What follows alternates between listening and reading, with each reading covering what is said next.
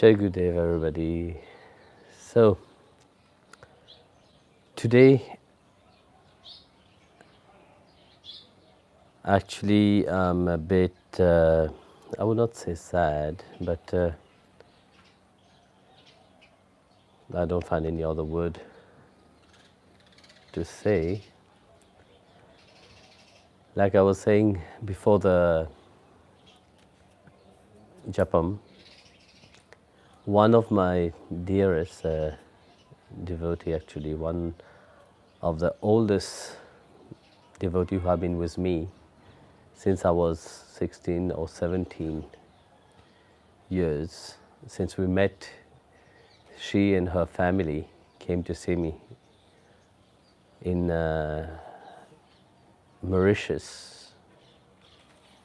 We have been together all these years, and this morning she passed on to the eternal abode, of course, of Srimad Narayana. And you see, she was such a wonderful soul. When I came to Europe, a little history about that. When I came to Europe, every time she was there, there was a time where I didn't have a place to go, and she happily offered, she and her family offered the place when I was studying, also in Paris. In every situation where everyone turned their back, where people who said they love you, they just disappeared like that. She and her family was always there. And throughout her, lately during her illnesses, I visited her, and of course very often people have seen her in Springen itself.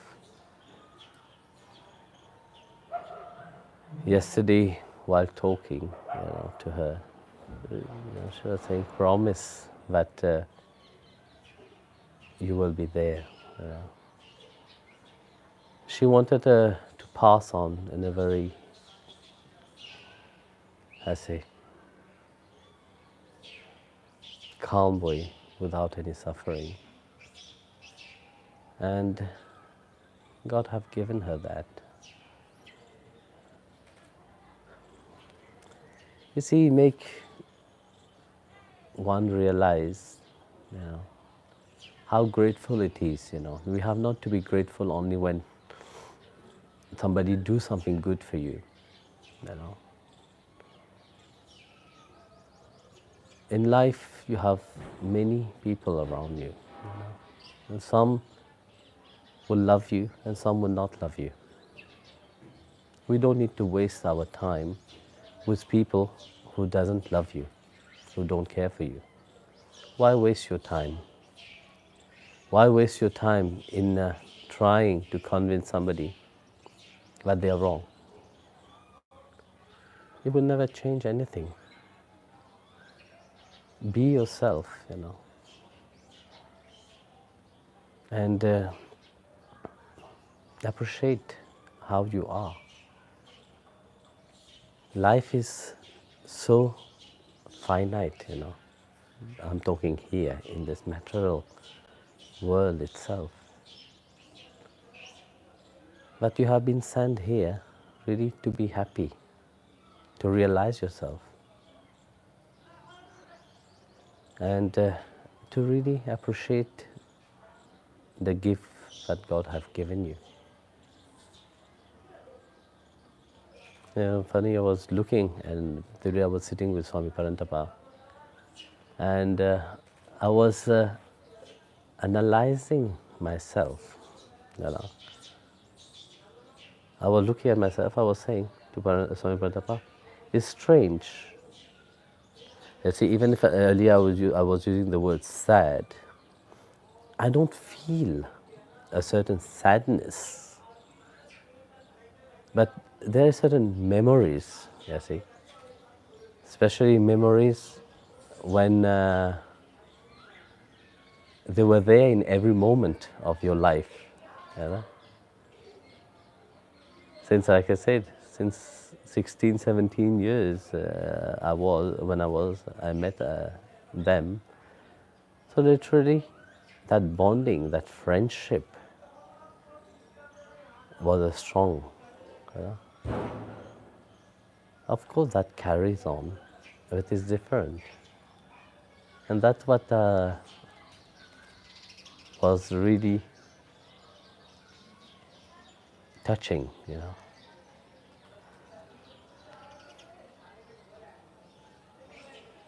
So, I will ask Swami Revati to ask his question, your question.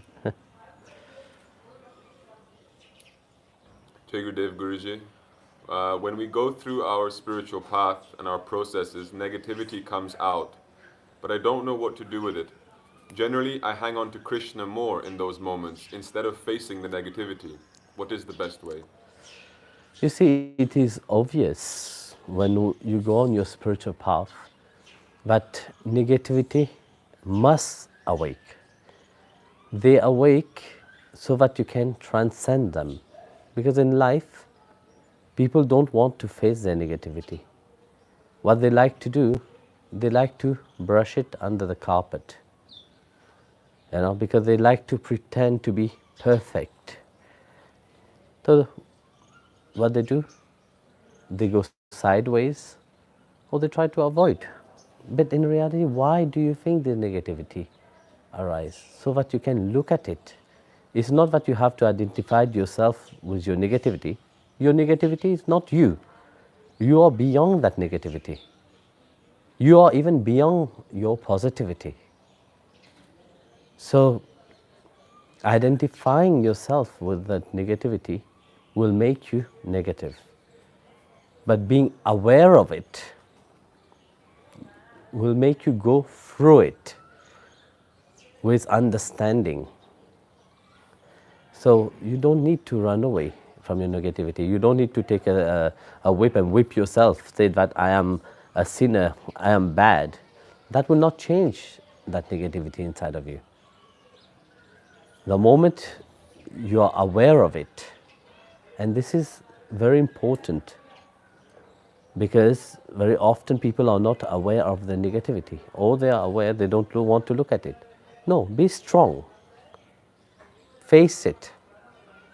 Look at it. Go for it. And know that God and Guru is with you, holding you. They will never let you alone into that. But again, you don't need to identify yourself with the negativity. And also on the spiritual path, it's natural that this negativity resurface itself or awake again. Because, you see, it's like, you know the story of the churning of the ocean, no? So when the ocean being churned by the devas and the asuras, you see, the mind and the heart is being the churn, you see. What you are feeling inside and what your mind is thinking, they goes opposite ways, no? So that churning of the ocean, what come out first? The first thing that come out from that churning of the ocean from Bhagavad, you see it is halahar, the poison. So that poison which awake firstly, that negativity which awake firstly into your mind, have to be offered. Like you said yourself, you offer it to Krishna. In the churning of the ocean, that poison, Lord Shiva drank it and hold it. But when you're offering something to someone, it is not yours anymore. You have to understand that once you offer something to somebody, the moment the thing have leave your hand, it is not yours. You can't say, I'm offering to you and holding upon that. Oh, yes, You see, I have met many people in life where they come and give you something. You know, they like you, they give you something. But then later on, they ask you back, give me back what I have given you. For sure, everybody have this kind of people in their life. Is that really an offering? Is that really a giving? No. When you give, it is not yours. So understand that when you say that you offer it to Krishna, you place it at his feet, you know, and it is not yours. You have given it to him. Forget about it. You know, when I'm saying forget about it, it's not like pressing a button, the mind will forget about it. No. It will take its time, it will resurface itself. But you have to remind yourself that you have placed it to Krishna's feet. You have given it to him. It is not yours to deal with it. You as a devotee, you as his servant, you trust your master, no? So if you trust, the master will look after you. The master cares for everybody. So, but if you keep hanging upon that, it will be difficult for yourself. You know, my mom had an auntie. I always say that because it's so really funny. This auntie was like this. When you go to see her, of course, when you go to somebody's house, you don't go empty-handed. So you always bring a gift, you know, or something, a bouquet of flower or chocolate or whatever. So the auntie will always say, why have you, you had problem bringing this gift? You know? So she already put her hand and take the gift. And at the same time saying, you should have not bring anything. So like that, you see, whenever you offer to Krishna, you also similar, you do something, you know, you offer it, here please Bhagwan, take it, but you hold upon it. Yeah. You are not giving to him fully. So stop holding upon when you have offered it to Krishna. Yeah. He knows how to handle it, and he knows how to take care of it. Yeah. Very often we think that we know best, you know, because this is the nature. Yeah.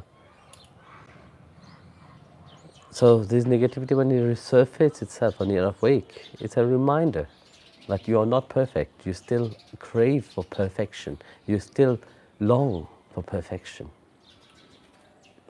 And it is a nice learning process. It's not a bad thing. So go for it and know that Guru and God is standing with you.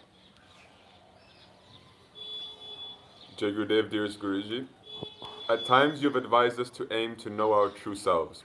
Other times to become God-realized and to be worthy of a vision of God's self like Arjuna was able to do.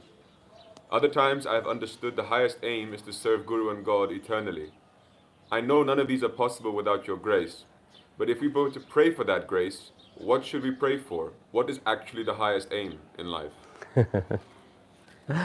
You see, when you go to a doctor, a good doctor I'm talking about, for the same kind of symptom, he will give different medicine. You see, if you go to an Ayurvedic doctor, the Ayurvedic doctor will check your pulse. You may have the same symptom, fever, like right now everybody have fever, coughing and so on. Yeah? But a good doctor will not give the same medicine, because the good doctor have not learned just in books. He have learned also that each person is individual. So because of that individuality of the personality of each person, because each person, even on the ladder of spirituality, doesn't stand on the same level. So everybody understand different level where they are standing, they will have a different understanding. So the doctor will give accordingly to how the physiognomy, the physiognomy is, how the personality of the person is, a certain medicine. So like that also, gurus give different advice for different people. For those which is really advanced further, they will tell them, serve Bhagwan directly. Those which have not yet, he will give them a different sadhana to do. But for those which really long for the grace of God, then he will give the sadhana to surrender to Guru. Because those who really want to be humble, for them they should know that service to the Master, service to the Guru is the ultimate one. And through that service of the Guru, they will attain the grace of God. But they have to learn to listen to the Guru.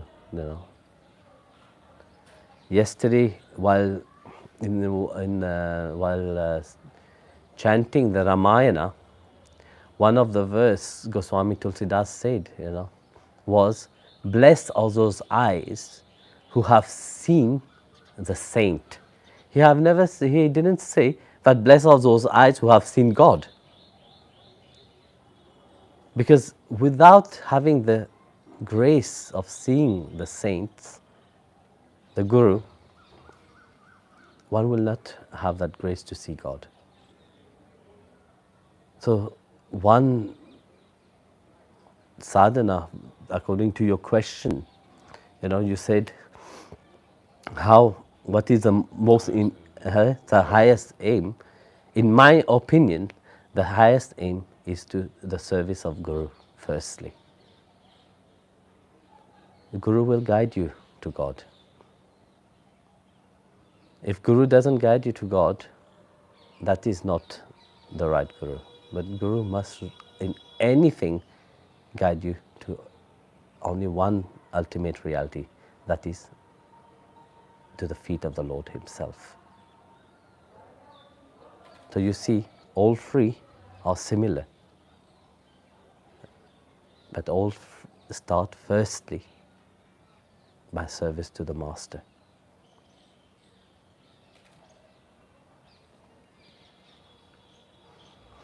Jai Gurudev, dear Guruji, recently during the pilgrimage, you encouraged us to share our stories and experiences that we've had with you.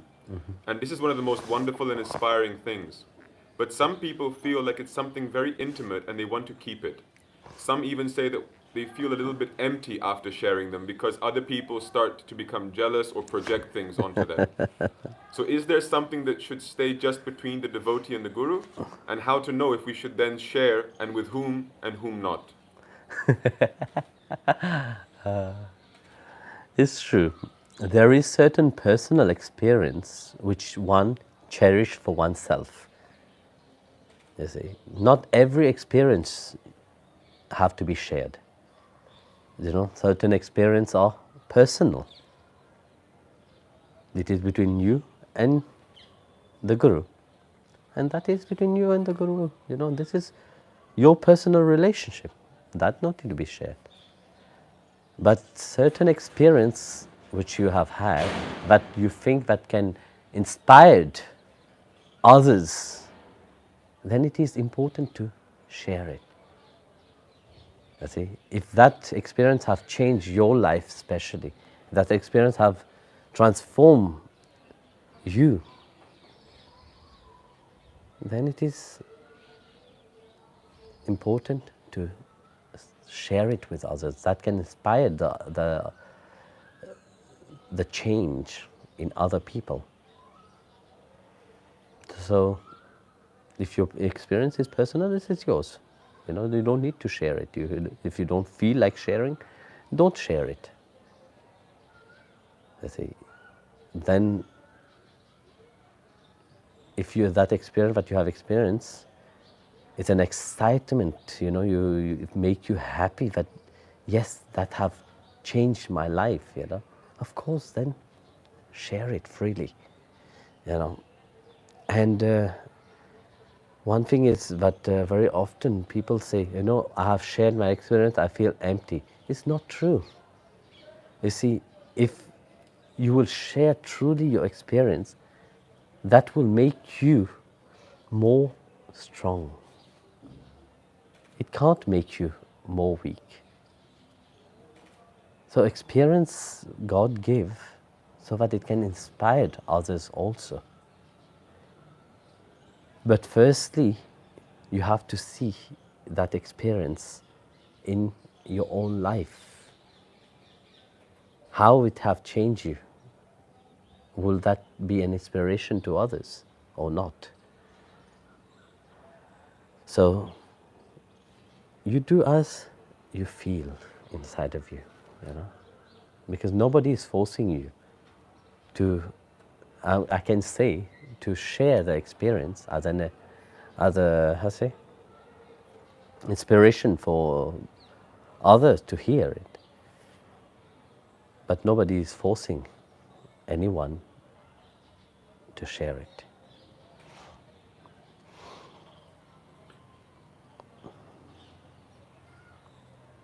Dear Guruji, forgive the question if it is not appropriate. We would like to know, how do you feel when we do puja to you? When we talk to you or offer food or sing to you, do you feel it and enjoy it like we do? You laugh because some years ago I had to stop one devotee of offering prasad in the temple because my weight was getting bigger and bigger. You see, people which is around me who knows very well that I don't eat that much. So, but in spite of that, I was getting a little bit fat. So, and the devotee was getting happy and happy. Now I have to stop him. I said, please stop offering these prasad every day like this. It's not healthy for me. So, you see, when you are doing your sadhana, you are doing your prayer, that joy that you're experiencing, I do know about it. Because at that moment, spiritually, I am with you. So, we are sharing that experience also. And this experience have not been now only. It have been in many lives, So, there's a beautiful story of a king. His name was Veerasindhu. This king was a great devotee of Lord Shiva. And he had great, bhav, when he was praying and he was doing his sadhana.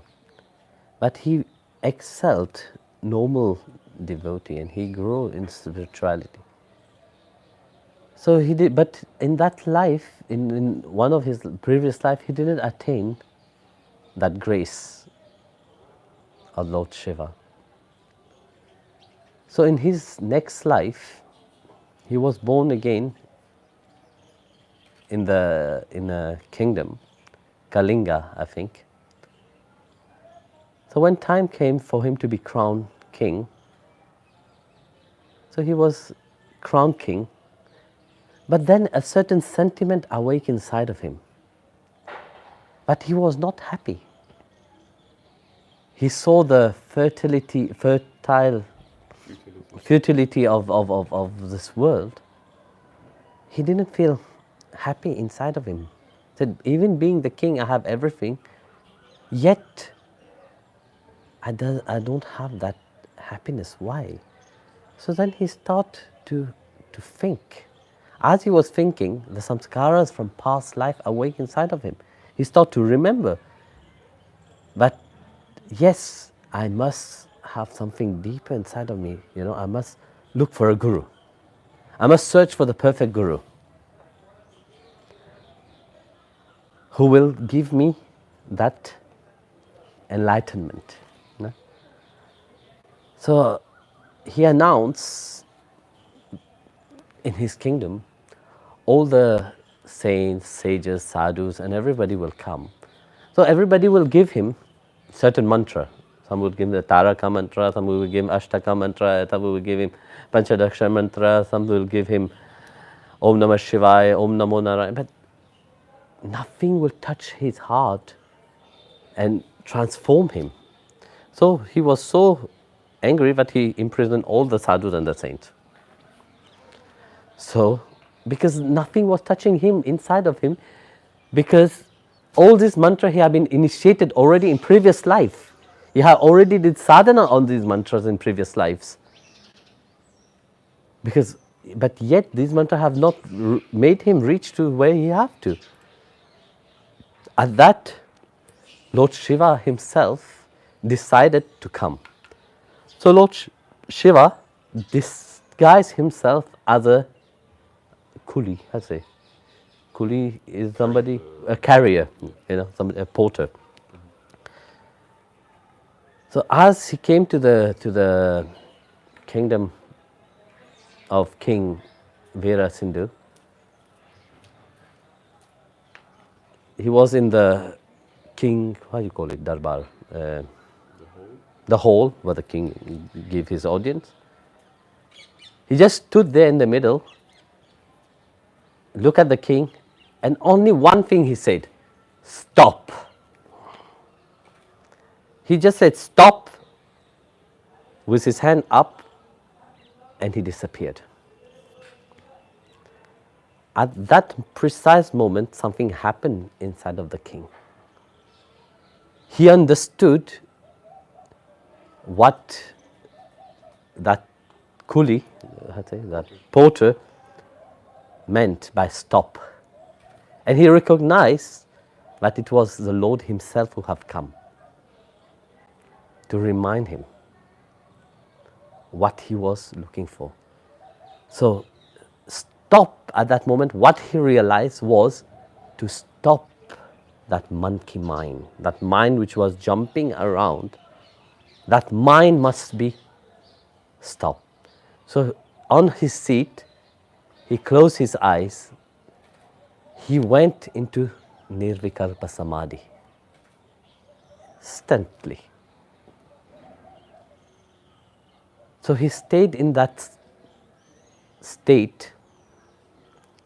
So the ministers and the people were waiting for him to come. He was just into that state. The mind stopped. When the mind have stopped, bliss have awake. The bliss of the consciousness, the bliss of the self awake inside of him. So he stayed into that bliss. He was enjoying that state of Nirvikalpa Samadhi. So they were waiting and waiting. Hours passed, the king didn't come out. Days passed, the king didn't come out. Weeks passed, the king didn't come out. So the minister decided that they have to run the kingdom. So what they did, they took his royal seal from his finger and they carry on the daily activities of the kingdom under the seal of the king. So like that, the king sat on his Singhasan for 6 years into the state of Nirvikalpa Samadhi, into that blissful state.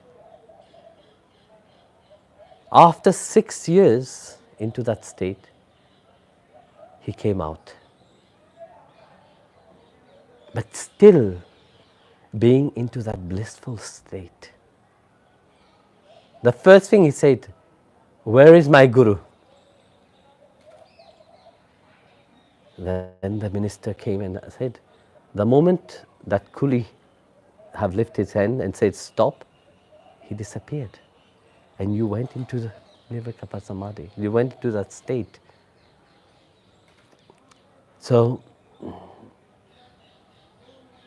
then he asked, how many time have passed? He said, 6 years have passed. For him, that 6 years was like few seconds only. So when he realized that, he said, "Take that seal. That seal will be my representative. When the right moment will come, you will give it to the right king. But for me, I'm retiring to the forest, enjoying eternally that bliss." So you see, when you're doing your sadhana, you have to be fully absorbed, knowing that Guru and God is with you. It's not just a mere prayer, that Guru knows, you see, when you are praying. From wherever you are, like I have said in the previous satsang, we are connected spiritually. We are connected in our heart. We are connected in that love relationship. And that relationship, it's not only now this relationship. It's a very long relationship. Our Atma is in deep connection. And I was telling you earlier at the beginning about that devotee,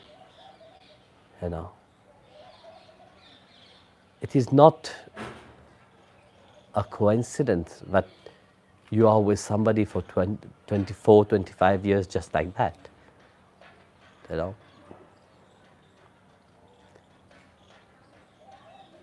It is a relationship that is beyond time and space,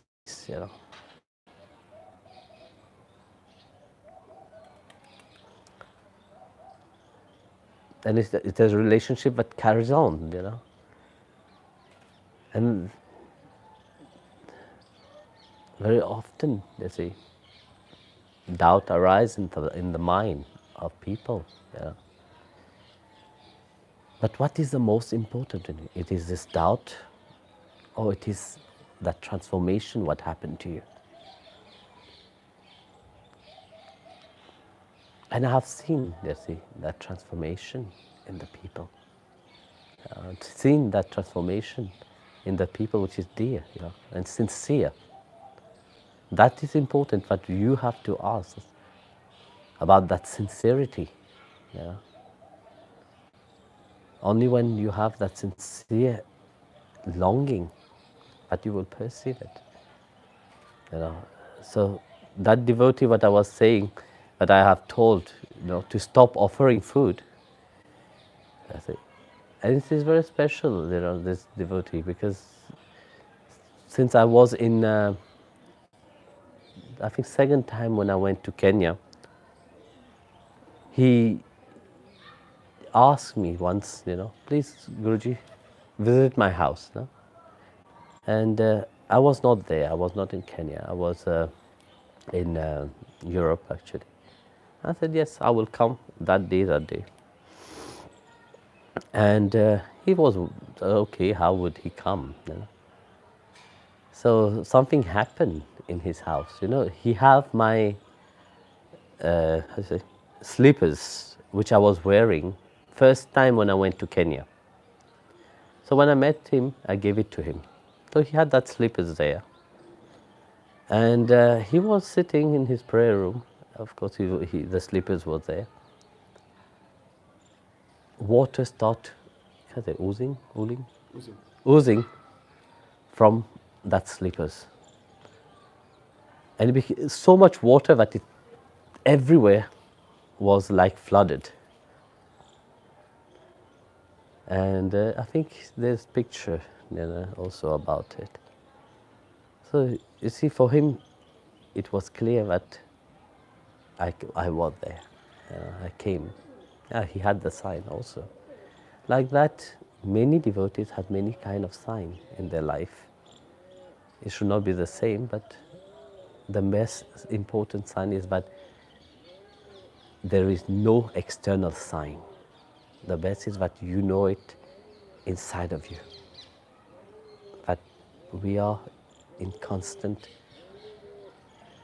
communication. We are always in connection with each another. Guru and Bhakta can't be separated. You know. Very often, if you really understand that relationship, you may be separate from your mother, you may be separate from your father, you may be separate from your brother, sister, you may be separate from every single person you know. But with Guru, once you have taken shelter, you can't be separate with him. You may go, you may leave the Guru, you may go and find another Guru, you may go and find another path, you may go from your side, you become negative and disappear. But that relationship from the Guru have with you, if it is a true Guru, the Guru never break that relationship. So, where the devotee is, the Guru is there. Like the end of Bhagavad Gita, what is the prayer they said? Where Krishna is, where Arjun, the charioteer, the Krishna the charioteer, Arjun the archer, there is prosperity, there is happiness, there is joy. That's what Vedavyas said. That is my clear conviction. So where the devotee is, the Guru and God is there with them. And this is my conviction, and I know about it. Jai Gurudev.